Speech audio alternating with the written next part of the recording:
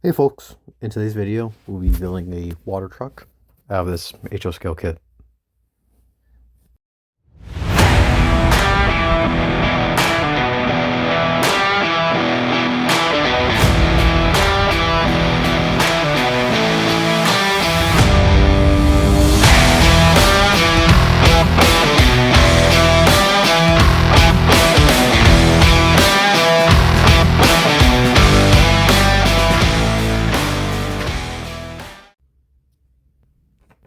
Alright, to start, this is a Ford F5 from Magnuson models.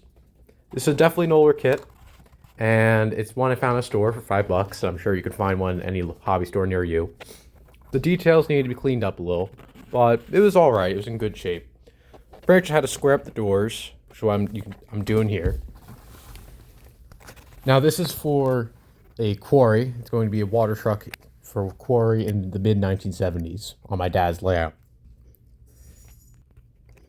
I've never actually seen any models of water trucks for HO scale, so I decided to make one out of this older kit here.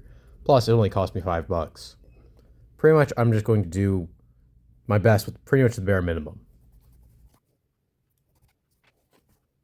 I'm sure you don't look at pictures of water trucks every single day, so I do a little bit of research on this. But these trucks are typically very simple and often home built out of whatever cheap truck that operates well, and it's a very simple conversion. You simply add a small plumbing system at the back with some sprayers. Some of them are even as simple as just holes punched in a lead pipe. Other than that, there's not much to them.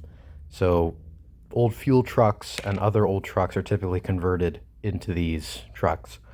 I've never actually seen a picture of a Ford F5 as a water truck, but it's definitely feasible, especially in the 70s when these are already dated trucks. Now I'm fitting up these wheels here. The thing is, I could glue them in place, but they sit too far into the wheel and they just don't look right. There are extra wheels provided, but there's no real reason to put them in. I'd rather keep them for a future project or a little bit of scenery later. The best idea I could come up with is to make a shallow groove and make what looked like an axle shaft. I wasn't going to make them spin, even though I wanted them to. It would be too much effort. And I just pretty much cut it and filed it out. And simple as that. Rear dually wheels, I did get a little more creative with. I made the same cut into it. I didn't measure, you really don't need to. Get roughly center and start sawing.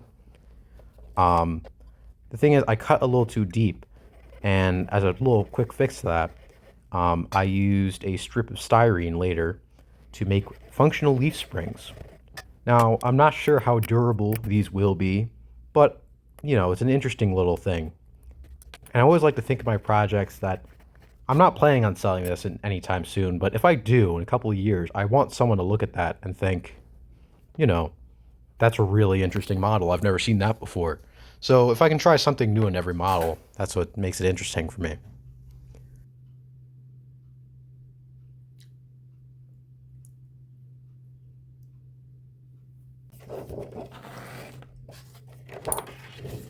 Here I began to actually construct leaf springs.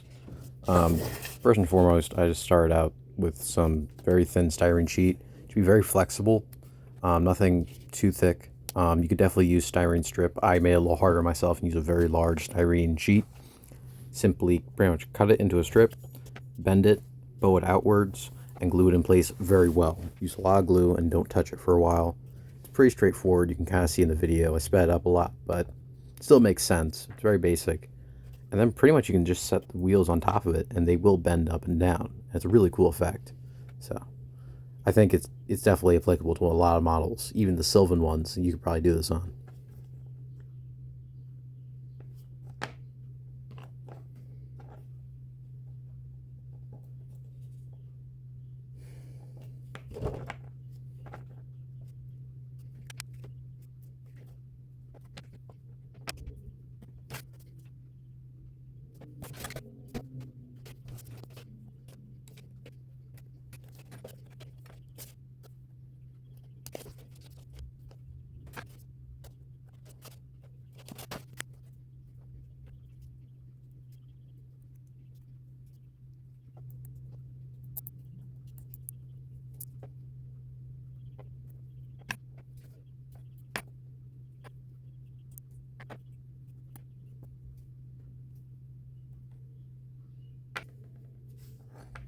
The two parts of this model most lacking in detail were the underframe and the cab.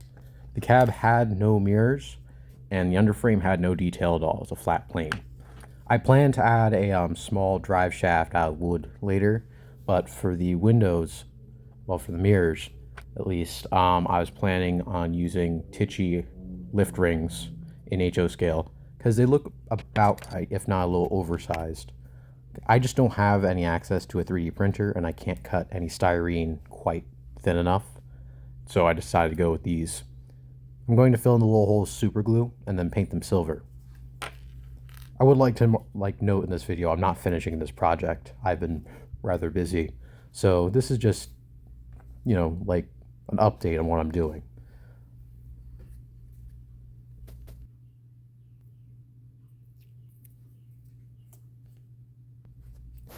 The one detail you almost always see in cars, just in the road or parked or anywhere, is the oil pan. It generally sits lower in the car, especially older trucks. It's very large and it's pretty obvious. To make that, I just stacked some styrene sheets together and glued them to the bottom. It's as simple as that, seriously. And then I put a little bit of a radius on them with a file, just by filing down the edges and making it round looking. Other than that, there's not much to it.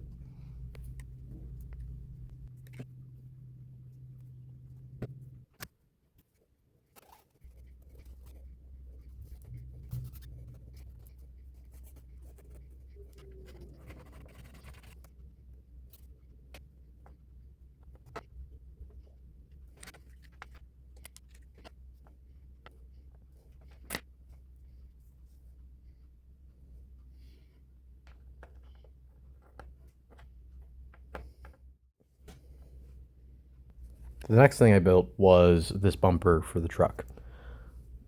Typically, trucks used in yard use or in quarries have large wood bumpers because it's cheap, it's easy to replace, and it's very damage resistant. You can run into pretty much anything and it won't harm the truck much, and it won't harm the bumper much. Plus, it's easy to replace. First thing I did is filed a flat spot on the original bumper. I wasn't removing it just because it would have taken too long. These bumpers were typically held together by metal strips. Really not much to it. Just cut a very thin strip of styrene and glue it over the wood. For this, I just used a square dowel I had lying around. You could probably, I don't know, find something somewhere else or use popsicle sticks. It would look pretty much the same. I glued them together, then glued the styrene strip on them, and it looked like a bumper held together by metal banding.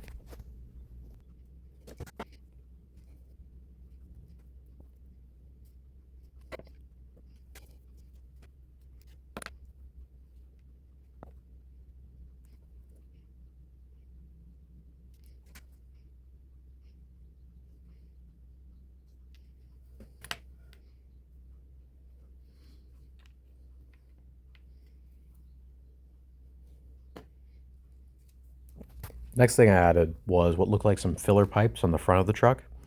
I found a couple pictures online where they had these 90-degree bends and it looked like a pipe was attached to the very front bumper of the truck.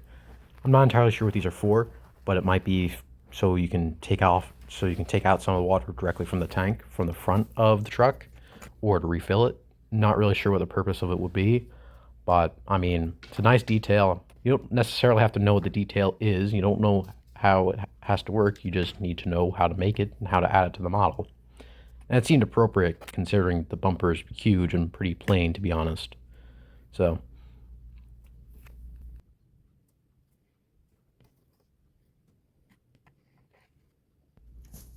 I plan to glue on all the details later because as of right now, I'm still waiting on figuring out what color I actually want to paint this, as well as there's other details I'd like to add in a future video, hopefully.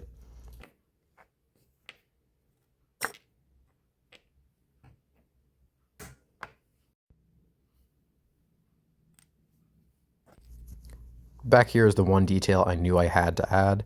This is pretty much going to be the spraying end of the truck. This is the little pipe here. It pretty much has holes in the bottom of it, or little sprayers. In this case, I'm going pretty simple and easy. Just little holes in the bottom. I'm not actually making them. You can imagine they're there, but pretty much just making that, bending a thick piece of brass wire and attaching it to the rear bumper of the truck. From what I can tell, there's a myriad of ways to run the pipes to the back of the truck to actually spray the water. But for this case, I'm just going to assume that most of the piping is underneath all the sheeting and the boxes in the rear, along with some tools and stuff.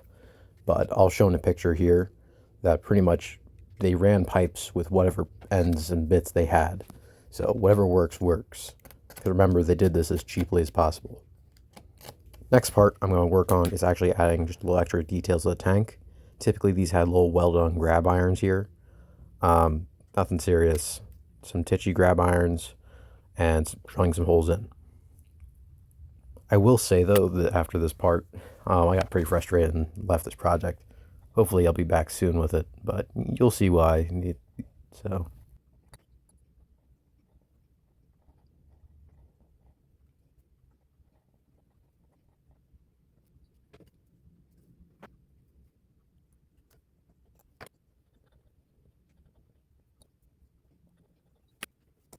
Now I'd just like to say, especially when using drill bits this small, they are very fragile. At this point, I have been drilling for almost 10-15 minutes at various angles on a rounded surface. I got all the holes drilled, and then finally, boom. Pretty much it just bent right in half, and I could get the grab iron to fit, but as pretty much at this point I decided to take a rest, and I haven't been able to work on it since just because of school. But yeah, I'll post the second half of this video soon. But thanks for watching. I'll be back soon.